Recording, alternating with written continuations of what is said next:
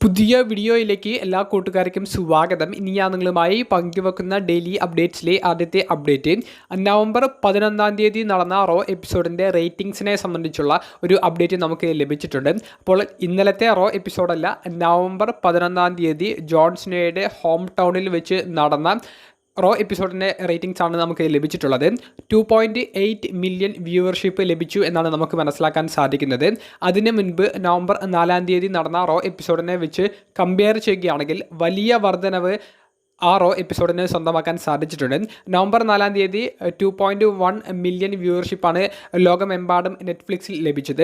എന്നാൽ John സിനോയുടെ home ടൗണിൽ വെച്ച് നടന്ന ജോൺ സിനോയുടെ അവസാന അപ്പിയറൻസുകളിൽ ഒന്ന് നടന്ന ഈ റോ എപ്പിസോഡിന് 2.8 മില്യൺ വ്യൂവർഷിപ്പ് സ്വന്തമാക്കാൻ സാധിച്ചിട്ടുണ്ട്.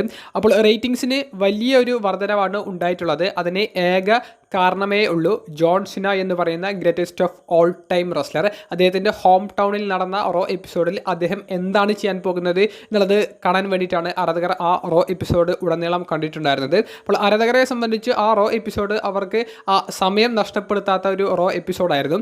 അതിനേക്കാൾ കിടിലമായിരുന്നു ഇന്നലത്തെ റോ എപ്പിസോഡ്. അപ്പോൾ ഇന്നലത്തെ റോ എപ്പിസോഡിൻ്റെ റേറ്റിംഗ്സ് നമുക്ക് അടുത്ത ആഴ്ചയാണ് ലഭിക്കുക. അത് പുറത്തേക്ക് വന്നാൽ ഞാൻ ആ ഒരു സമയത്ത് മറ്റൊരു വീഡിയോയിലൂടെ പങ്കുവെക്കുന്നതാണ്. അപ്പോൾ ജോൺസിനയെ സംബന്ധിച്ചും ജോൺസിനയുടെ ആരാധകരെ സംബന്ധിച്ചും ജോൺസിനയുടെ അവസാന അപ്പിയറൻസുകളിൽ റോ എപ്പിസോഡിൻ്റെ റേറ്റിംഗ്സ് നല്ല രീതിയിൽ ഉയർന്നു വന്നിട്ടുണ്ട് എന്നുള്ള ശുഭകരമായിട്ടുള്ള ഒരു അപ്ഡേറ്റ് ആണ് പങ്കുവെക്കാനുള്ളത്. രണ്ടാമത്തെ അപ്ഡേറ്റ് ഇന്ന് നടന്ന NXT വീക്ക്ലി എപ്പിസോഡിൻ്റെ ചെറിയൊരു റിവ്യൂ ആണ്. ഗോൾഡ് റഷ് എന്ന ഒരു സ്പെഷ്യൽ എഡിഷനാണ് നമുക്ക് ഇന്നത്തെ NXTയിൽ കാണാൻ സാധിച്ചത്. ചാമ്പ്യൻഷിപ്പ് മത്സരങ്ങൾ മാത്രമായിരുന്നു NXTയിൽ നടന്ന മത്സരങ്ങൾ. അതിൽ ആദ്യത്തേത് AAA ടാഗ് ടീം ചാമ്പ്യന്മാരായ ചെൽസി ഗ്രീനും ഈതൻ പേജും ടൈറ്റിൽ ജോ ഹെൻറി, തിയ ഹെയിൽ തുടങ്ങിയവർക്കെതിരെ ഡിഫെൻഡ് ചെയ്ത മത്സരമായിരുന്നു. മത്സരത്തിൽ തിയ ഹെയിൽ എന്ന് പറയുന്ന റെസ്ലറിനെ പിൻ ചെയ്തിട്ട് ചെൽസി ഗ്രീന് ടൈറ്റിൽ റിട്ടേൺ ചെയ്യുന്നതാണ് ഈ ഒരു മിക്സ്ഡ് ടാഗ് ടീം മത്സരത്തിൽ തുടക്കത്തിലേ നമുക്ക് കാണാൻ സാധിച്ചത്. രണ്ടാമതായത് നടന്നിട്ടുണ്ടായിരുന്നത് വുമൺസിൻ്റെ നോർത്ത് അമേരിക്കൻ ചാമ്പ്യൻഷിപ്പ് മത്സരമായിരുന്നു. നിലവിലെ ചാമ്പ്യനായ ബ്ലേക്ക് മെൻറോ മുൻ ചാമ്പ്യനായ സോൾ റൂക്കയ്ക്കെതിരെയാണ് ടൈറ്റിൽ ഡിഫെൻഡ് ചെയ്തത്. സോൾ റൂക്കയുടെ കാലിന് ഇഞ്ചുറി ഉണ്ടായിരുന്നു. അത്തരത്തിലാണ് ആ ഒരു സ്റ്റോറി മത്സരത്തിൽ കാണിച്ചിട്ടുണ്ടായിരുന്നത്. അവസാനം ബ്ലേക്ക് മെൻറോ ഈ കാലിനെ കേന്ദ്രീകരിച്ച് ഒരു സബ്മിഷൻ ഇടുന്ന സമയത്ത് സോൾ റൂക്കയെ സപ്പോർട്ട് ചെയ്യാൻ വേണ്ടി റിംഗ് സൈഡിൽ ഉണ്ടായിരുന്ന ടാഗ് ടീം പാർട്ണറായ സാരിയ ടവലെടുത്ത് റിംഗിലേക്ക് എറിയുകയും ആ റഫറി മത്സരം സ്റ്റോപ്പ് ചെയ്യുന്നതുമാണ് നമുക്ക് കാണാൻ സാധിച്ചത്. അപ്പോൾ സോൾ റൂക്കയ്ക്ക് ഇനി മത്സരം മുന്നോട്ടേക്ക് കൊണ്ടുപോകാൻ സാധിക്കില്ല എന്ന് സാരിയ മനസ്സിലാക്കി ആ ടവലെടുത്ത് എറിയുന്നതായിട്ടാണ് അവർ റിസൾട്ടിൽ കാണിച്ചിട്ടുള്ളത്. പക്ഷേ സോൾ റൂക്ക അവിടെ സബ്മിറ്റ് ചെയ്തിട്ടില്ല. അപ്പോൾ ഇതിനെ ചൊല്ലി സോൾ റൂക്കയും സാരിയയും തമ്മിൽ എന്തെങ്കിലുമൊക്കെ ഒരു ചെറിയൊരു കമ്മ്യൂണിക്കേഷൻ പ്രോബ്ലം അടുത്ത NXT എപ്പിസോഡിൽ ഒരു സ്റ്റോറി ഡെവലപ്മെൻറ്റിൻ്റെ ഭാഗമായിട്ട് അവർ കാണിച്ചേക്കാം. ഇൻട്രസ്റ്റിംഗ് ആയിട്ടുള്ള ഒരു സ്റ്റോറിയായി അത് മാറാനും സാധ്യതയുണ്ട്. പിന്നീട് മൂന്നാമതായിട്ട് നടന്നിട്ടുണ്ടായിരുന്നത് NXT ടാഗ് ടീം ചാമ്പ്യന്മാരായ ഡാർക്ക് സ്റ്റേറ്റ്, TNA റെസ്ലിംഗിൻ്റെ എക്സ് ഡിവിഷൻ ചാമ്പ്യനായ ലിയോൺ സ്ലേറ്റർ, NXTയിലെ യുവതാരങ്ങളിൽ പ്രമുഖനായ ജിവോൺ എവൻസ് തുടങ്ങിയവർക്കെതിരെ ടൈറ്റിൽ ഡിഫെൻഡ് ചെയ്ത ടാഗ് ടീം ചാമ്പ്യൻഷിപ്പ് മത്സരമായിരുന്നു. മത്സരത്തിൽ ഡാർക്ക് സ്റ്റേറ്റ് ടീമിലെ മറ്റ് താരങ്ങളുടെ ഒരു ഡിസ്ട്രാക്ഷൻ ഉണ്ടായിരുന്നു. അത് ഒരു മുതൽക്കൂട്ടാക്കി എടുത്ത് ഡാർക്ക് സ്റ്റേറ്റ് ടൈറ്റിൽ റിട്ടേൺ ചെയ്യുന്നതാണ് കാണാൻ സാധിച്ചത്. അതുപോലെ തന്നെ ലിയോൺ സ്ലേറ്റർ, ജിവോൺ എവൻസ് തുടങ്ങിയവർക്കിടയിൽ ചെറിയ കമ്മ്യൂണിക്കേഷൻ പ്രോബ്ലം ഉള്ളതുപോലെയും ഈ മത്സരത്തിനിടയിൽ കാണിച്ചിട്ടുണ്ട്. മെയിൻ ഈവെന്റിൽ NXTയുടെ നിലവിലെ വുമൺസ് ചാമ്പ്യനായ ടെറ്റൻ ഫാക്സ്ലി എന്ന് പറയുന്ന റെസ്ലർ മുൻ ചാമ്പ്യനായ ജെയ്സി ജെയിൻ എന്ന് പറയുന്ന റെസ്ലറിനെതിരെയാണ് ടൈറ്റിൽ ഡിഫെൻഡ് ചെയ്തത്. ഈ ടെറ്റൻ ഫാക്സ്ലി എന്ന് പറയുന്ന റെസ്ലർ ദി കള്ളിംഗ് എന്ന് പറയുന്ന ഫാക്ഷനിലെ മെമ്പറായിരുന്നു. പക്ഷേ ദി കള്ളിംഗ് ഒന്നടങ്കം ടെറ്റൻ ഫാക്സ്ലിയെ ചതിക്കുന്നതും ഈ അവസരം മുതലെടുത്ത് ജെയ്സി ജെയിൻ ടെറ്റൻ ഫാക്സ്ലിയെ പിൻഫോളിലൂടെ പരാജയപ്പെടുത്തിക്കൊണ്ട് ടൈറ്റിൽ വിജയിക്കുന്നതുമാണ് നമുക്ക് കാണാൻ സാധിച്ചത്. ജെയ്സി ജെയിൻ്റെ കരിയറിലെ രണ്ടാമത്തെ തവണയാണ് ഈ ഒരു NXT വുമൺസ് ചാമ്പ്യൻ ആകുന്നത്. അത്തരത്തിൽ ഒരു shocking and surprise title change ആണ് നമുക്ക് ഈ ഗോൾഡ് റഷിൻ്റെ മെയിൻ ഇവൻറ്റിൽ കാണാൻ സാധിച്ചത്. ഈ ടെറ്റൻ ഫാക്സ്ലി എന്ന് പറയുന്ന റെസ്ലർ ഈ ടൈറ്റിൽ വിജയിച്ചിട്ട് ഒരു മാസം പോലും ആയിട്ടുണ്ടായിരുന്നില്ല. അപ്പോൾ കാണികളുമായി നല്ല രീതിയിൽ കണക്റ്റ് ആയിട്ട് വരുന്ന ഒരു സമയമായിരുന്നു. പക്ഷേ പെട്ടെന്നുള്ള ഒരു ടൈറ്റിൽ ചേഞ്ച് ഈ ഒരു സ്റ്റോറി സർപ്രൈസ് എലമെൻറ്റിലേക്ക് കൊണ്ടുപോകുന്നു എന്നുള്ളൊരു പ്രത്യേകതയുണ്ട്. ഇതുകൂടാതെ NXTയുടെ അടുത്ത പേപ്പർ വ്യൂ പ്രീമിയം ലൈവ് ഇവൻ്റായ ഡെഡ് ലൈനിലേക്ക് മത്സരങ്ങൾ കൺഫേം ചെയ്യുകയുണ്ടായി.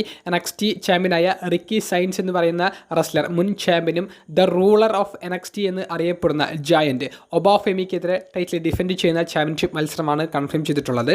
കൂടാതെ അടുത്ത NXT എപ്പിസോഡിൽ ഗ്രേറ്റസ്റ്റ് ഓഫ് ഓൾ ടൈം റെസ്ലറായ ജോൺ സിന ഒരു വീഡിയോ പാക്കേജിലൂടെ ഡെഡ് ലൈൻ എന്ന് പറയുന്ന പ്രീമിയം ലൈവ് ഇവൻറ്റിൽ വെച്ച് നടക്കാൻ പോകുന്ന വുമൻസിൻ്റെയും മെൻസിൻ്റെയും അയൺ സർവൈവർ മത്സരത്തിലെ പാർട്ടിസിപ്പൻസിനെ റിവീൽ ചെയ്യുന്ന ഒരു സെഗ്മെൻറ്റും കൂടി കൺഫേം ചെയ്തിട്ടുണ്ട്. അപ്പോൾ ഈ 5 അല്ലെങ്കിൽ 6 റെസ്ലേഴ്സാണ് ഈ മെൻസിൻ്റെയും വുമൻസിൻ്റേതുമായിട്ട് ഈ അയൺ സർവൈവർ മത്സരത്തിൽ വരാൻ പോകുന്നത്. അപ്പോൾ അത് ആരാണെന്നാണ് ജോൺ സിന പറയാൻ പോകുന്നത്. അപ്പോൾ ഇൻട്രസ്റ്റിംഗ് ആയിട്ടുള്ള മറ്റൊരു ഗോൾഡ് റഷിൻ്റെ 2ാമത്തെ എഡിഷൻ അടുത്ത NXT എപ്പിസോഡിലൂടെ കാണാൻ സാധിച്ചേക്കാം. 3ാമത്തെയും അവസാനത്തേതുമായിട്ടുള്ള ഒരു അപ്ഡേറ്റ്, മെൻസ് വാർ ഗെയിംസ് മത്സരത്തിൽ ഏത് ടീമാണ് വിജയിക്കാൻ പോകുന്നത്, എന്താണ് സംഭവിക്കാൻ പോകുന്നത് എന്നുള്ളതിനെ സംബന്ധിച്ചാണ്.